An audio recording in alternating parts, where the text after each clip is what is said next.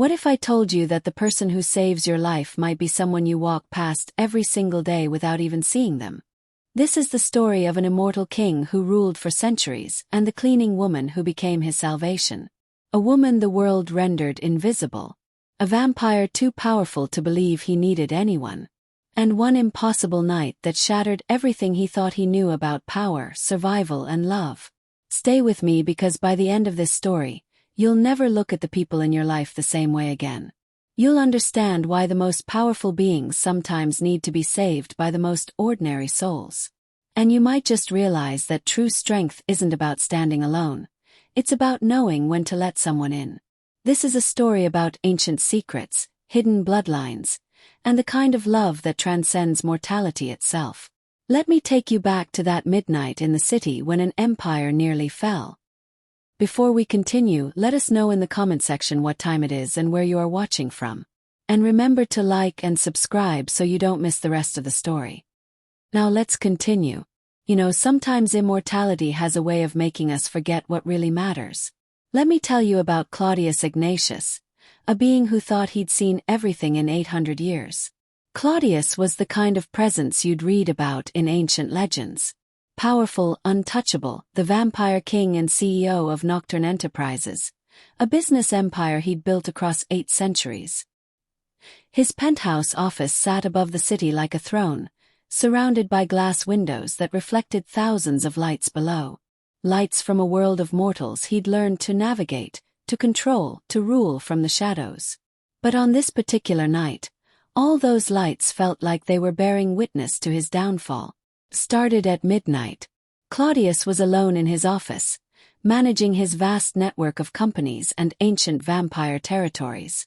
For 800 years, he'd maintained perfect control, perfect secrecy. The modern world had no idea that one of its most successful businessmen was an immortal creature of the night. Tomorrow morning, he was supposed to finalize an acquisition worth billions, another piece added to his endless empire. Everything he'd built over centuries was stronger than ever. Then his computer screens flickered. Just once, a symbol appeared that hadn't been seen in over 200 years. Ancient vampire runes glowing blood-red across every monitor. The words materialized in the old tongue, a language older than the city itself. Blood debt. Claudius stared at the glowing runes, his centuries-old mind racing through possibilities. Blood debt.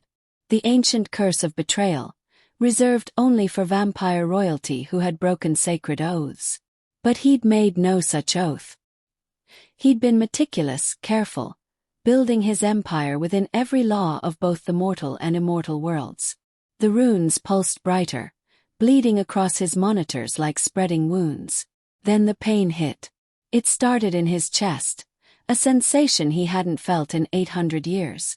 Not since the night he'd been turned, when his mortal heart had beaten its last rhythm and been replaced by something eternal and cold. But this wasn't cold. This was fire, searing through his ribs like molten silver, the one metal that could burn vampire flesh from the inside out. Claudius gripped the edge of his desk, his pale knuckles whitening against the sleek surface. The computers, the phones, the carefully organized documents, everything blurred as his vision flickered. Red veins of pain spiderwebbed across his sight. "No," he whispered, his voice hoarse with an emotion he'd almost forgotten. Fear. His supernatural strength, the kind that could snap steel beams and move faster than human eyes could track, simply vanished. His arms trembled. The room tilted. He tried to stand, to fight this invisible enemy the way he'd fought countless others across the centuries, but his legs buckled beneath him. Claudius collapsed to the floor, his long white blonde hair spilling across the polished marble. The impact should have been nothing to him. He'd survived falls from buildings, battles with werewolf packs, even an explosion in 1847 that had leveled an entire city block. But now, hitting the ground knocked the breath from his lungs like he was mortal again. Through the floor-to-ceiling windows, the city lights blurred into smears of gold and white. He could feel it.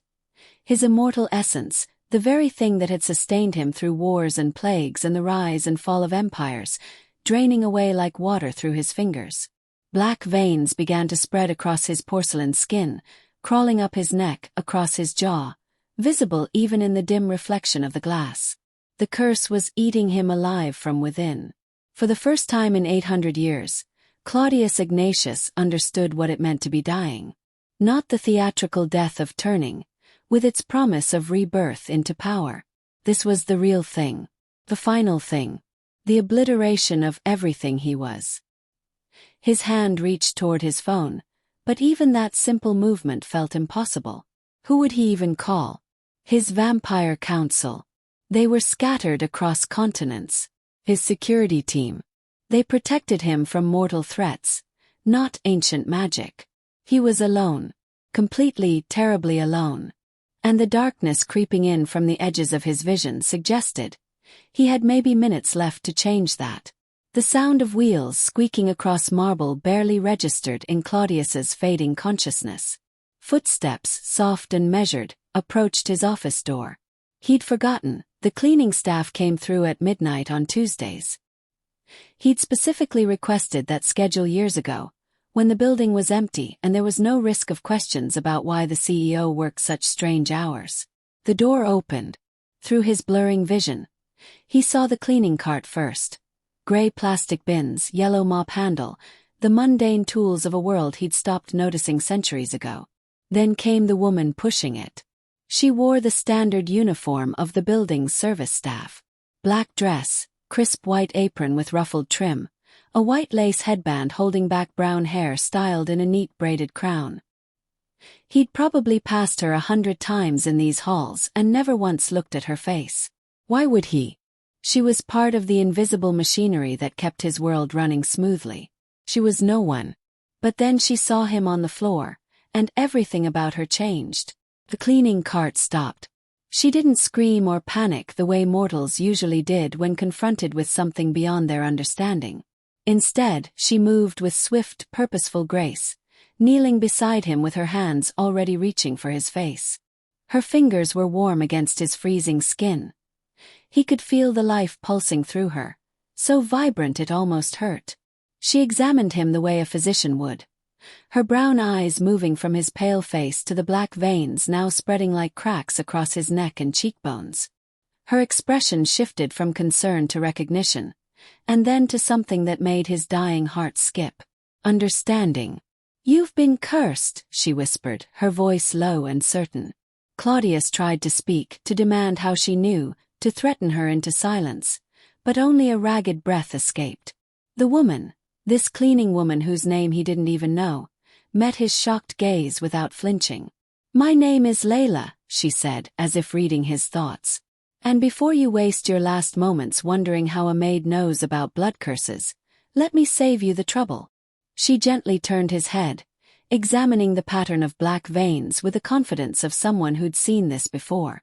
"My grandmother was a vampire healer, one of the last of the old bloodlines, before your kind stopped trusting mortals with your secrets." Impossible. The healer bloodlines had died out decades ago, hunted to extinction by paranoid vampire lords who feared their power.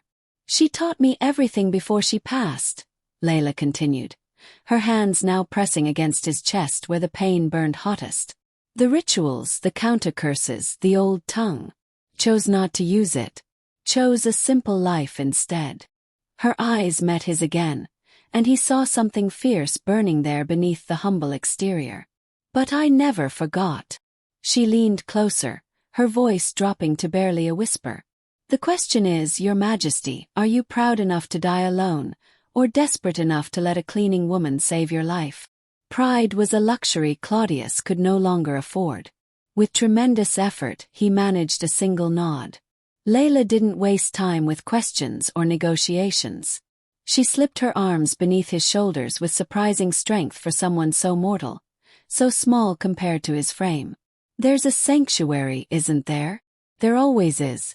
"Where?" "Below," he managed, his voice barely a rasp. "Private elevator. Behind the bookshelf." She half carried, half dragged him across the office. He hated every moment of this vulnerability, this dependence on someone he'd never even seen until tonight. But the black veins were spreading faster now, crawling toward his heart, and his pride meant nothing to oblivion. Layla found the hidden panel, pressed the sequence he whispered, and the bookshelf slid away to reveal a brushed steel elevator. As they descended into the depths beneath Nocturne Enterprises, Claudius felt the air change. Cooler, older, thick with the weight of magic that had soaked into stone over decades. The elevator opened onto his sanctuary, a place no living person had entered in 50 years. Vaulted ceilings disappeared into shadow above them.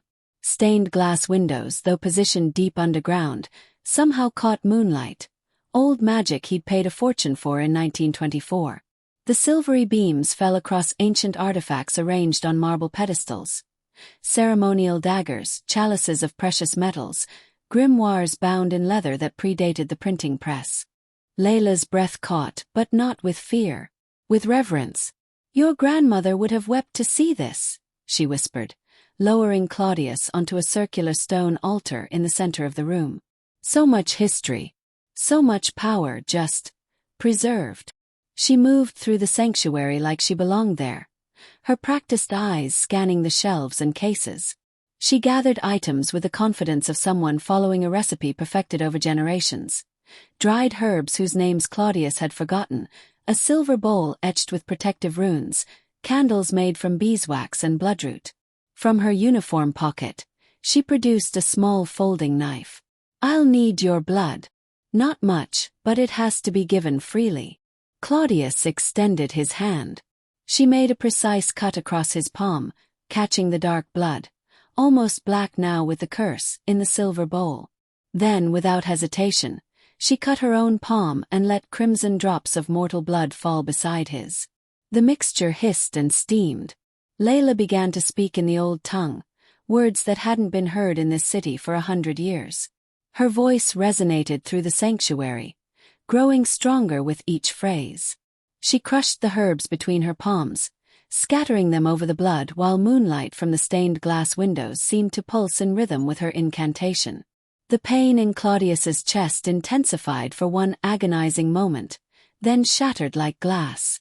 The black veins retreated, flowing backward across his skin as if time itself had reversed. The fire in his chest extinguished, replaced by the familiar cold strength of immortality flooding back through his limbs. His vision sharpened. His supernatural senses roared back to life. He sat up on the altar, gasping with relief, and found Layla watching him with those warm brown eyes. Her face was flushed with exertion, a thin line of blood still visible on her palm. Her maid's uniform somehow still pristine despite everything. "Thank you," he said, and meant it with an intensity that surprised him. She smiled, small and genuine. "You're welcome, Your Majesty." Something shifted in that moment, in that sanctuary filled with moonlight and ancient magic. Claudius looked at her, truly looked at her for the first time, and saw not a cleaning woman, not a mortal, not someone beneath his notice. He saw the person who had just given him back his life when she owed him nothing, who had knowledge and power she'd hidden behind humility, who had more courage in her mortal heart than most vampires possessed in their eternal existence. Gratitude, yes, but also something far more dangerous, something that felt almost like fate. The council chamber occupied the entire sub-basement level of Nocturne Enterprises, a space that had never appeared on any building blueprint. Claudius stood at the head of an obsidian table that could seat 20, watching as his inner circle filed in with the casual arrogance of immortals who believed themselves untouchable. Victor Draven entered last, as he always did. Tall and lean with pale hair that fell past his shoulders, dressed in an immaculate gray suit that probably cost more than most mortals earned in a year. He'd served as Claudius's second-in-command for nearly 3 centuries, and carried himself with the easy confidence of someone who believed succession was inevitable. "This had better be important," Victor said, not bothering to hide his irritation as he took his seat. "I cancelled meetings in London." "It is," Claudius replied simply. The others settled into their chairs, 7 vampire lords and ladies who controlled territories across North America, each of them centuries old, each of them accustomed to being the most powerful predator in any room. Except this one. Claudius let the silence build for a moment, then gestured toward the chamber door. "Before we begin, I want to introduce someone." Layla entered, and the temperature in the room seemed to drop another 10 degrees.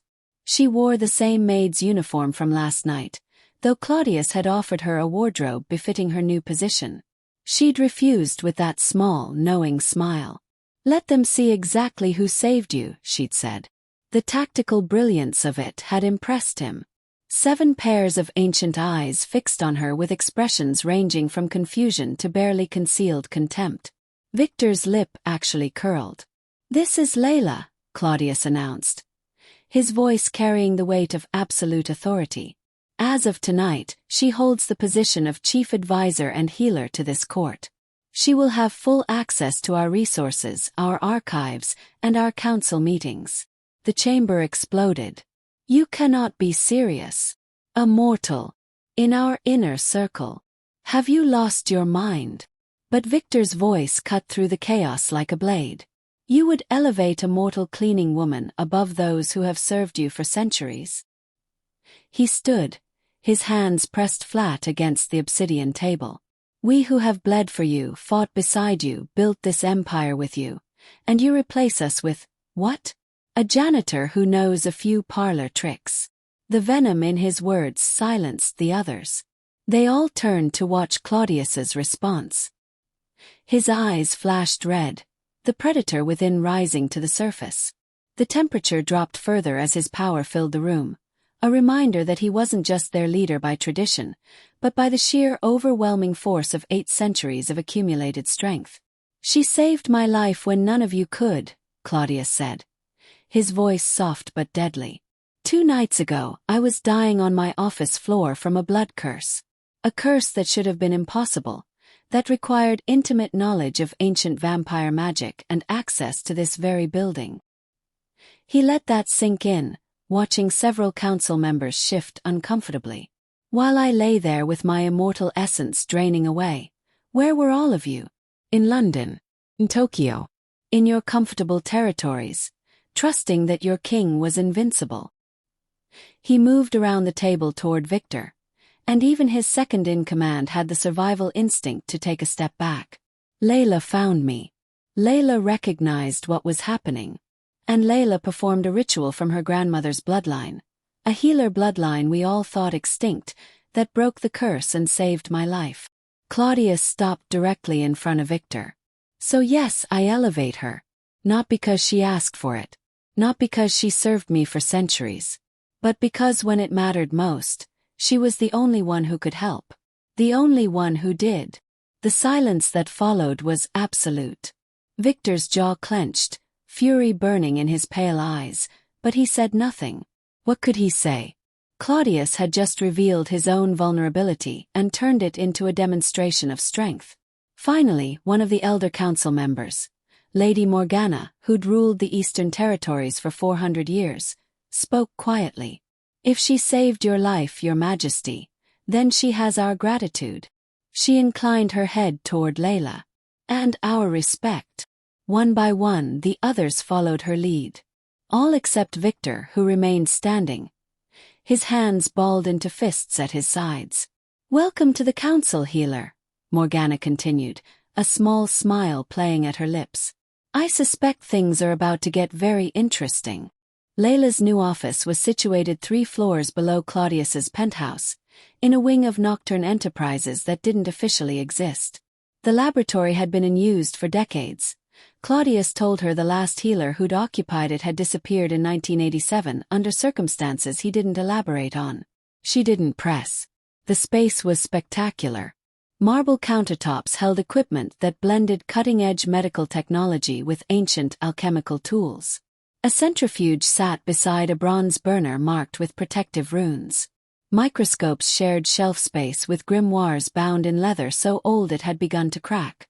For 2 weeks, Layla immersed herself in the role. She catalogued Claudius's medical history, centuries of it meticulously recorded. She studied the council members' files, learning their bloodlines and capabilities. She began the slow, careful work of earning their trust, or at least their acceptance. But she couldn't stop thinking about the curse. Something about it nagged at her, a detail her grandmother's voice whispered about in the back of her mind. Curses like this weren't simple spells you could cast from anywhere. They required specific components, rare materials that took years to acquire. And they required knowledge, the kind that was deliberately kept secret, passed down only within vampire circles. Late one night, alone in the laboratory, Layla retrieved the preserved sample from that first ritual. Under the microscope, it appeared normal now. The curse had been purged. But her grandmother had taught her to look deeper, to see beyond the obvious. Layla added a drop of consecrated silver solution to the slide, a technique that revealed magical signatures the way UV light revealed hidden ink. Patterns emerged. There, the primary curse structure, exactly as she'd expected. The weaving was sophisticated, ancient, the work of someone who truly understood the old magic. But beneath it, almost hidden in the complexity, was something else. A secondary signature. Layla's hands trembled as she adjusted the microscope. The materials used.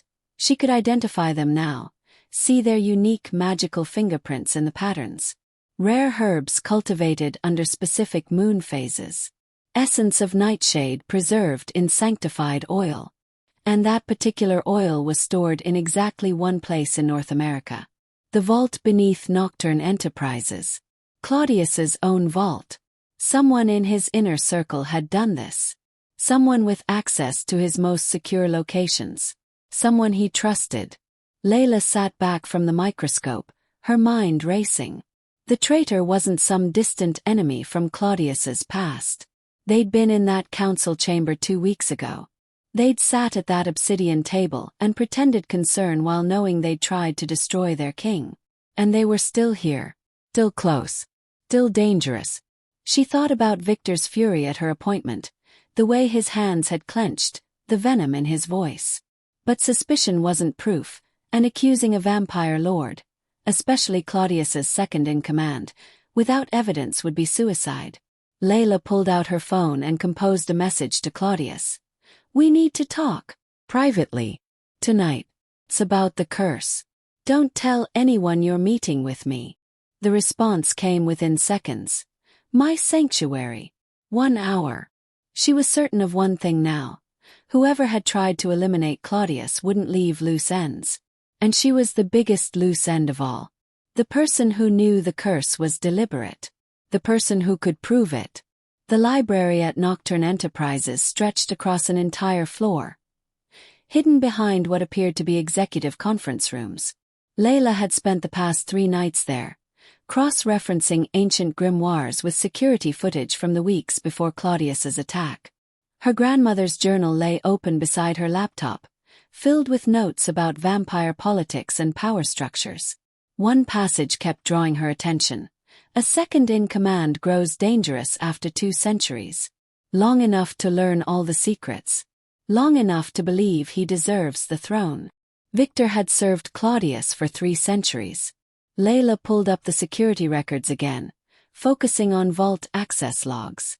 The system was sophisticated, requiring both biometric scans and magical authentication.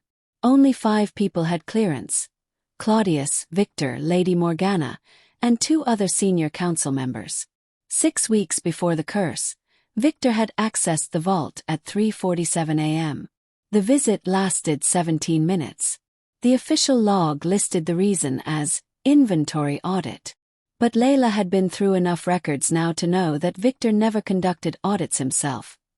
He had staff for that. She was copying the footage to an encrypted drive when her phone buzzed. A text from an unknown number. "You're working late, little healer." The hairs on the back of her neck stood up. She glanced around the empty library, suddenly aware of how isolated she was. How quiet. She didn't respond. Just gathered her materials and headed for the elevator. Her heart beating faster with each step. The drive back to her apartment, a place Claudius had arranged in the building, another floor that didn't appear on official records, felt longer than usual. When she unlocked her door, everything appeared normal. Modest furnishings, her few personal belongings, the maid's uniform she still wore most days hanging neatly in the closet. She was being paranoid. Course she was safe here. This was Claudius's building, protected by security both mortal and magical. Then she saw her bedroom. The silver dagger lay on her pillow, its blade catching the moonlight from her window. Not steel. Not decorative. Pure silver, the metal that could kill her as surely as it could burn vampire flesh. The handle was wrapped in black leather, and carved into the blade were words in the old tongue. Her phone buzzed again. "Stop looking, or you'll join the corpses in the catacombs."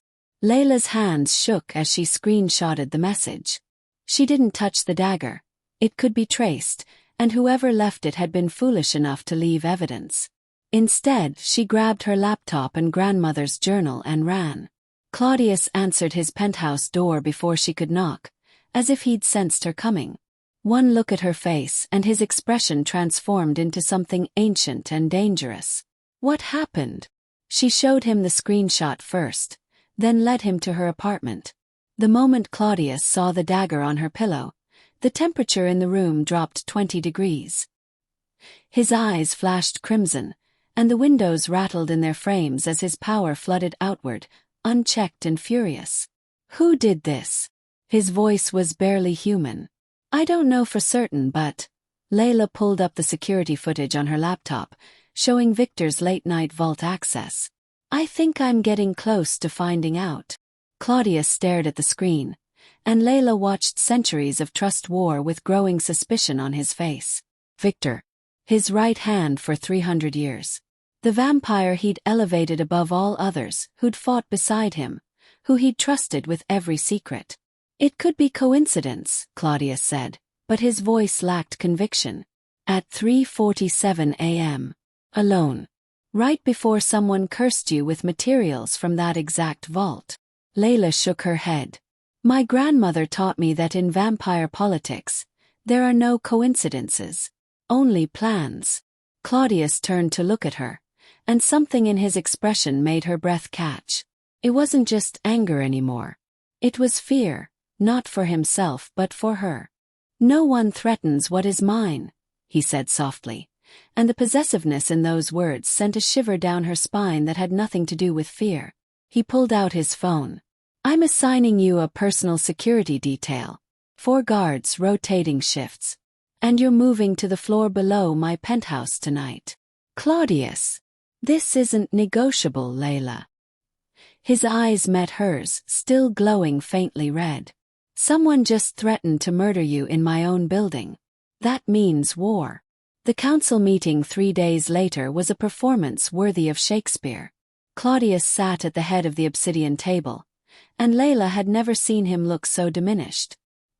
His skin seemed paler than usual, his movements slower, his voice lacking its usual commanding resonance. "The curse did more damage than we initially believed," he announced, each word seemingly costing him effort. "My healer has discovered that my immortal essence was permanently compromised. I'm weakening." The shock rippled through the council. Lady Morgana leaned forward with genuine concern. Others exchanged worried glances.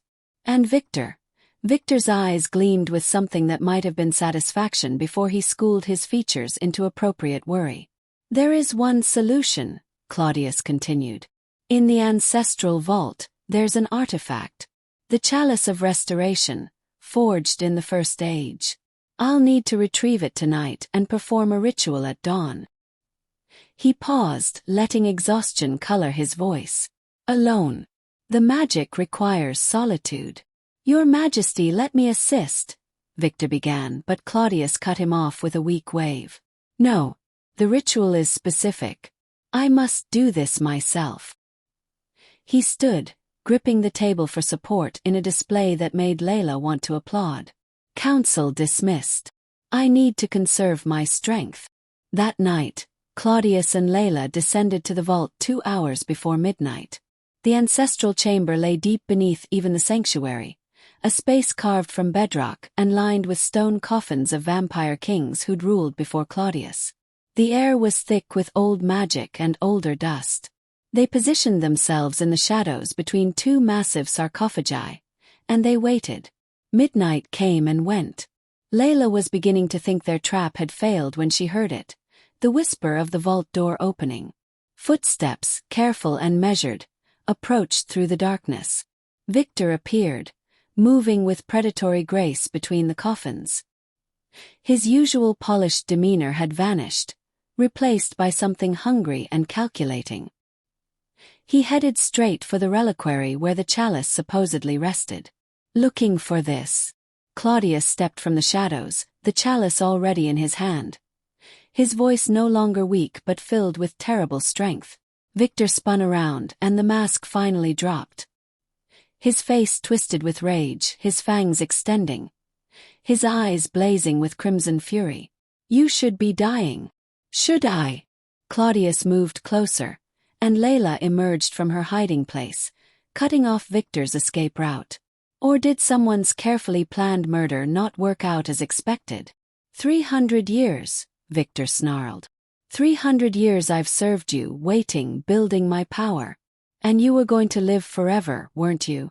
Never step down, never share the throne. So I found allies who understood ambition. His glamour dropped completely now, revealing the full extent of his fury. The Shadowfang clan promised me your territories in exchange for your head. Treason, then. Claudius set the chalice down carefully. And attempted murder of your king. You're not my king anymore. Victor lunged, moving with centuries of combat experience. But Claudius was ready. 800 years of accumulated power met 300 in a collision that shook dust from the ancient ceiling. They moved between the coffins in a deadly dance. Victor's speed against Claudius's superior strength, both of them supernatural forces that made the air itself crackle with energy. Layla pressed herself against a sarcophagus, watching as Victor landed a strike that would have killed a mortal, and Claudius retaliated with force that sent his former second crashing into stone. This was vampire combat in its purest form, elegant, vicious, and absolutely final. Victor recovered, attempting another assault, but Claudius caught him mid-lunge and slammed him to the ground. In one fluid motion, Claudius had Victor pinned, his hand at his former friend's throat. "You could have just asked to leave," Claudius said quietly.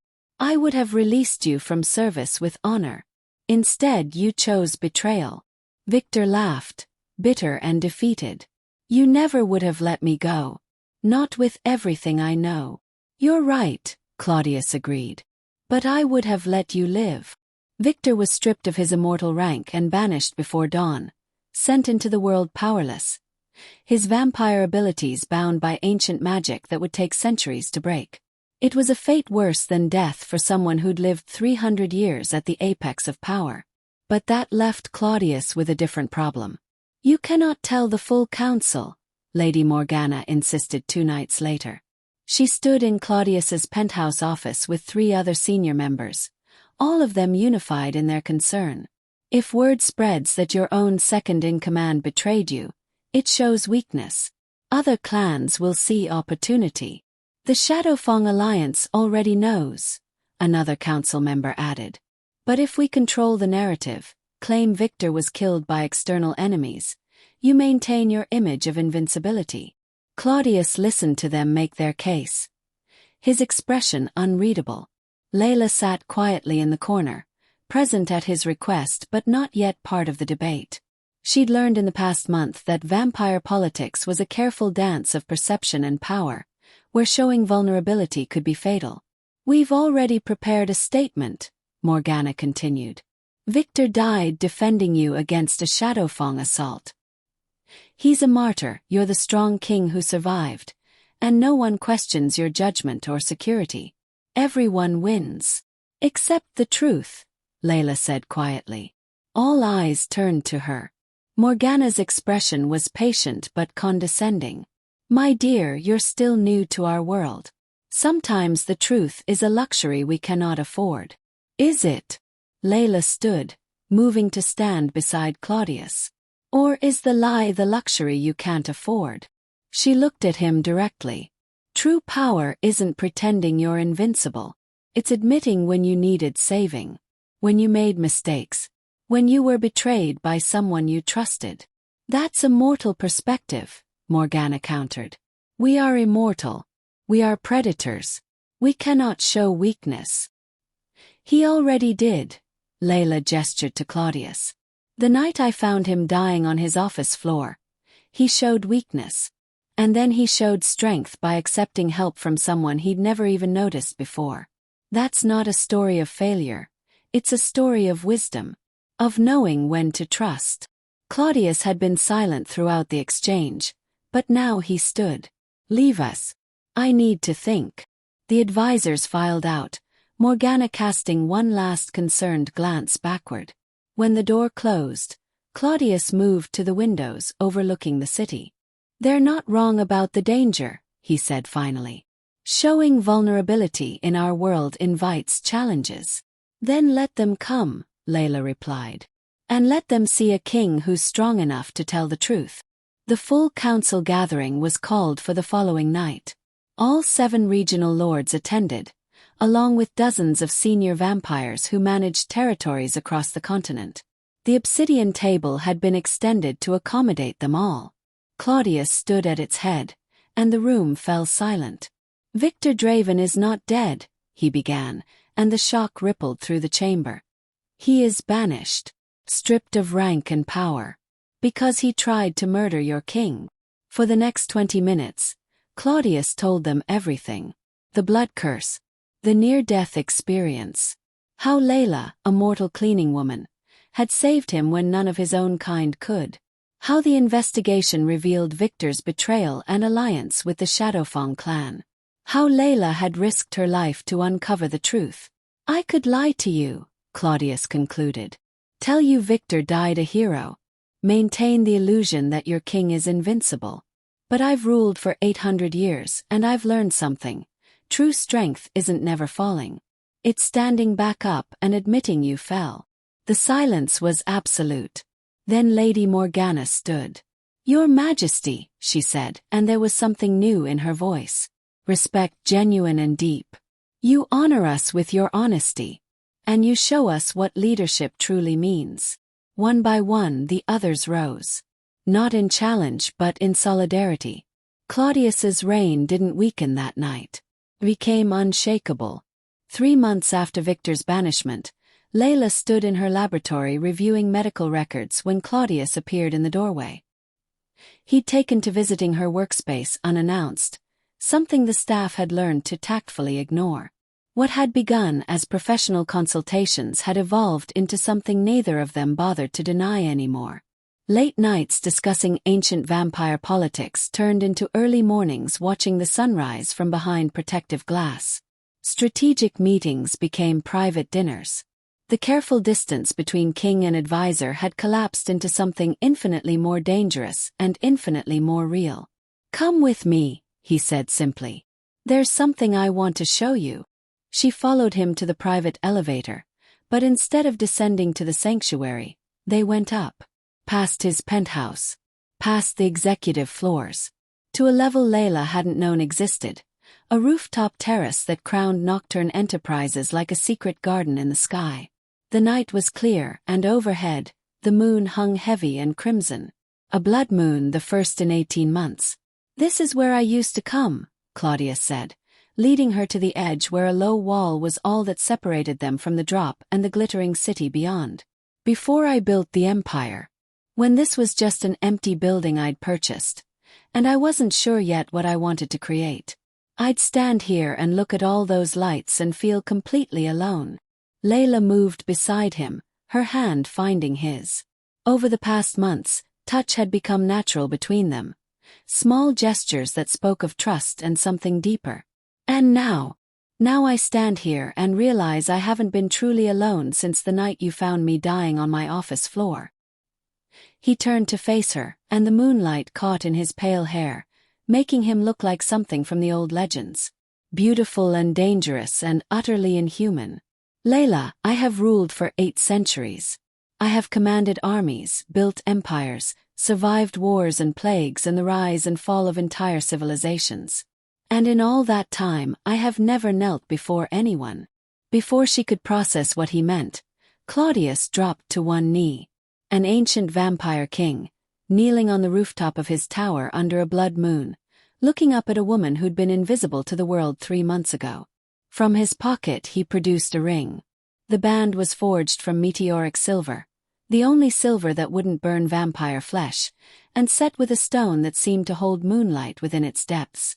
You gave me back my life when I'd forgotten what it meant to truly live.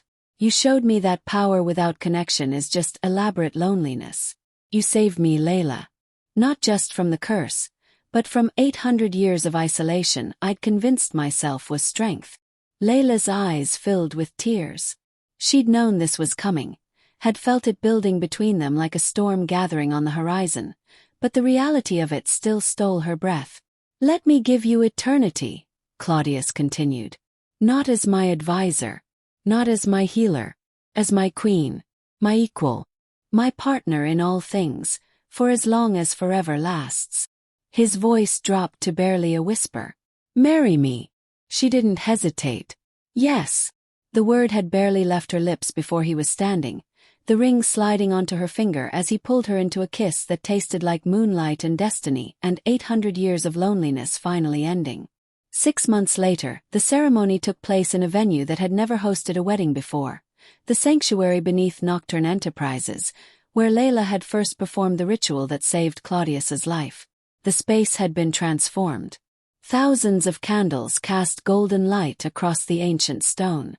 Moonlight still streamed through the stained glass windows, painting everything in shades of silver and blue. The guest list was unprecedented. Vampire lords in formal attire that spanned centuries of fashion sat beside Layla's mortal family.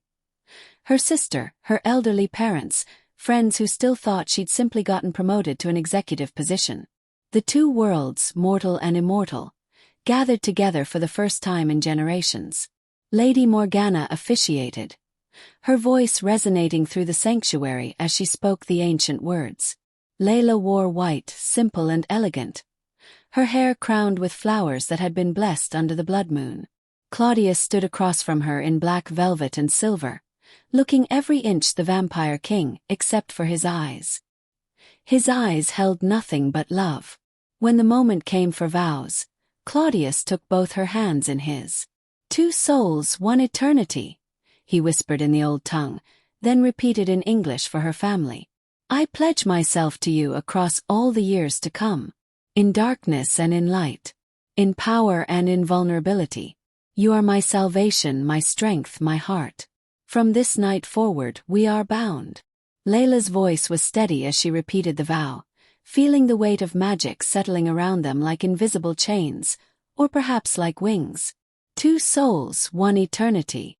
You may seal the bond, Morgana announced. Claudius kissed her, and the sanctuary erupted in applause from both the living and the undead. But Layla barely heard it. She was focused on the sensation flooding through her body, warmth giving way to cold, her heartbeat slowing, her mortal senses sharpening into something superhuman. The transformation had begun. It would take 3 days to complete, Claudius had explained. 3 days of change, of her mortality burning away and being reborn as something eternal. He would stay with her through every moment of it. But for now, in this instant, she was still caught between 2 worlds. Still mortal enough to cry tears of joy as her new husband held her. Still human enough to look at her parents in the crowd and see their pride mixed with the bittersweet knowledge that their daughter was becoming something they could never fully understand. I love you, Claudius murmured against her lips, quiet enough that only she could hear. My queen, my Layla. I love you, she whispered back. My king, my Claudius. The vampire king who'd lost everything. His security, his invincibility, his carefully constructed isolation, had found the only thing that ever truly mattered. Not power, not immortality, not the empire that bore his name, but love. Real, transformative, eternal love with someone who'd seen him at his weakest and chosen to stay anyway. And as the celebration continued around them, as vampire and mortal toasted to their union under the ancient vaulted ceiling, Claudius held his wife close and realized that for the first time in 800 years, he was exactly where he belonged. Not ruling from a distance. Not isolated in his tower. But here. Connected. Loved. Finally completely home.